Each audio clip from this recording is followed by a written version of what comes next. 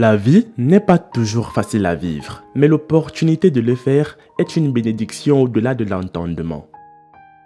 Dans le processus de la vie, nous sommes confrontés à de nombreuses luttes dont beaucoup nous font souffrir et ressentir de terribles douleurs. Il s'appelle Emmanuel. Oui, toute sa famille a été assassinée par son propre père. Cela semble impossible, mais c'est ce qui est arrivé à cette famille. Son père avait une machette et il a massacré sa femme et ses enfants. Ici, c'est la maison où tout s'est passé. Elle, c'est sa sœur et elle est la seule à avoir survécu. Mais bien qu'elle ait survécu, elle a été grièvement blessée et est restée paralysée à vie. Elle vit avec des blessures qu'elle soigne depuis des années, mais qui lui font toujours mal. Emmanuel dit qu'il n'était pas à la maison lorsque cela s'est produit. Il dit que cela peut sembler être une bonne chose parce qu'il a échappé à la mort, mais il ne le considère pas du tout comme bon, parce que s'il était à la maison, il sauverait au moins ses frères et sœurs ainsi que sa mère. Les amis, avant de poursuivre, voici la question du jour. Lequel de ces objets peut conduire l'électricité? A. Une cuillère en métal. B. Un gobelet en plastique. C. Une louche en bois. J'attends vos réponses en commentaire et la proposition exacte vous sera donnée à la fin de la vidéo. N'oubliez pas également de liker la vidéo et de vous abonner sur la chaîne James 2.0. Un père est le chef de famille dans la plupart des cas. Il a des responsabilités différentes, mais à part cela, un père est un parent qui aime sa famille et la protège généralement de beaucoup de mauvaises choses. Et c'est tellement surprenant quand la personne en qui vous avez le plus confiance s'avère être la pire que vous ayez jamais vue. Aujourd'hui, nous avons rendu visite à cette famille qui traverse beaucoup de douleurs physiques et mentales. Ils aimeraient partager leur histoire avec le monde afin qu'Emmanuel puisse aider sa sœur mourante, car elle est la seule avec qui il forme une famille actuellement. Il y a des années, ils étaient une famille heureuse, avec leurs deux parents qui s'aimaient beaucoup.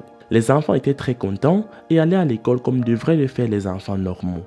Dans cette famille, tout était adorable. Ils ont créé une entreprise familiale où ils fabriquaient et fermentaient de l'alcool local et le vendaient aux villageois.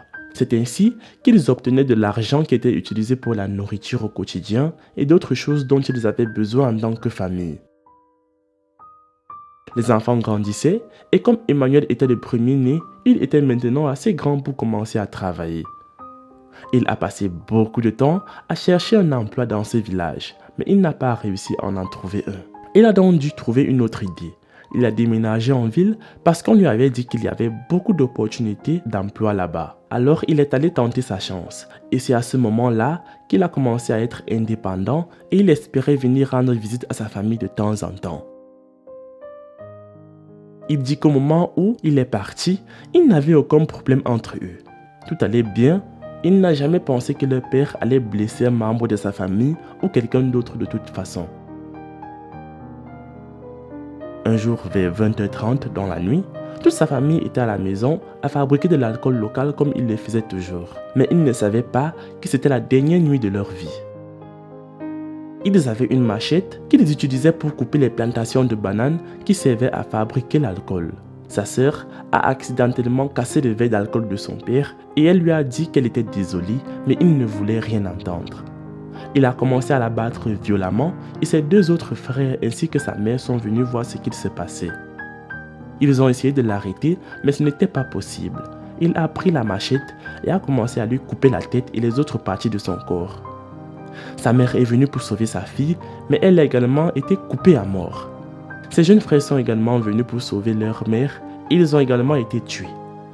Elle s'est évanouie parce qu'elle avait beaucoup de coupures différentes et sérieuses sur la tête et son père pensait qu'elle était morte.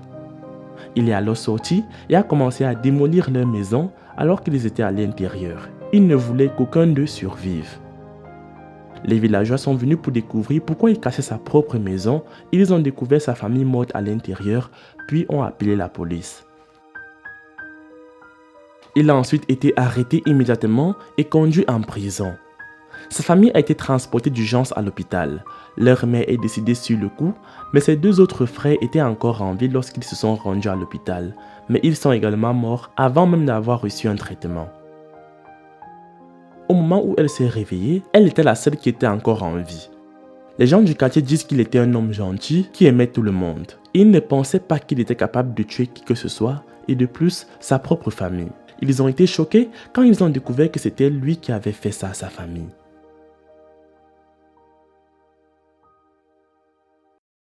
Emmanuel cherchait toujours un travail pour quelques jours en ville. Un jour, son téléphone a sonné et on lui a dit ce qui était arrivé à sa famille. Il ne le croyait pas et il est rapidement rentré chez lui pour voir par lui-même. Il a demandé s'il y avait des survivants et on lui a dit que sa sœur était toujours en vie mais qu'elle était à l'hôpital et il ne pensait pas qu'elle allait encore vivre longtemps. Emmanuel a vite couru à l'hôpital pour retrouver sa sœur. Il a dû vendre tout ce qu'il avait pour obtenir de l'argent dont sa sœur avait besoin pour le traitement. Quand il a obtenu de l'argent, ils ont été immédiatement transférés dans un hôpital bien meilleur pour qu'elle soit soignée et ils ont déménagé là-bas.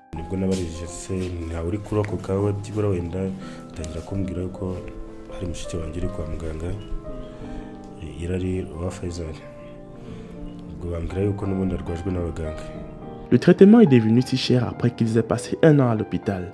Ils n'avaient plus les moyens de payer et ils ont été renvoyés chez eux, mais sa sœur n'allait pas encore bien. Elle était traumatisée, paralysée et elle ne pouvait même pas parler. Ils sont rentrés et ont commencé à vivre dans cette maison, mais Emmanuel ne peut pas travailler parce qu'il n'y a aucun moyen qu'il puisse laisser sa sœur à la maison dans cet état. Il doit rester et prendre soin d'elle chaque jour. Ils ont passé 4 ans dans cette maison et ils vont bientôt être expulsés parce qu'ils ont passé très longtemps sans payer le loyer. Dans une telle situation, il est évident que la nourriture est également l'un des plus gros problèmes auxquels ils sont confrontés. Bien des années plus tard, son père ne pouvait plus survivre en prison et il est décédé plus tard. Il dit qu'avant la mort de son père, il n'avait pas l'énergie de lui rendre visite et lui demander pourquoi il avait fait cela. Il espère que sa sœur pourra obtenir le traitement qu'elle mérite parce qu'il ne veut pas la perdre et il dit qu'elle est tout ce qui lui reste en tant que famille. Il n'a pas d'espoir ni personne qui pourrait les aider. C'est pourquoi il demande de l'aide à tous ceux qui regardent. Les fonds qui l'aideront seront versés via le lien GoFundMe dans la description de la vidéo. Les amis, c'est la fin de la vidéo. La réponse était la cuillère en métal. Laisse un like si tu as trouvé. Moi, je vous aime et on se prend pour la prochaine vidéo.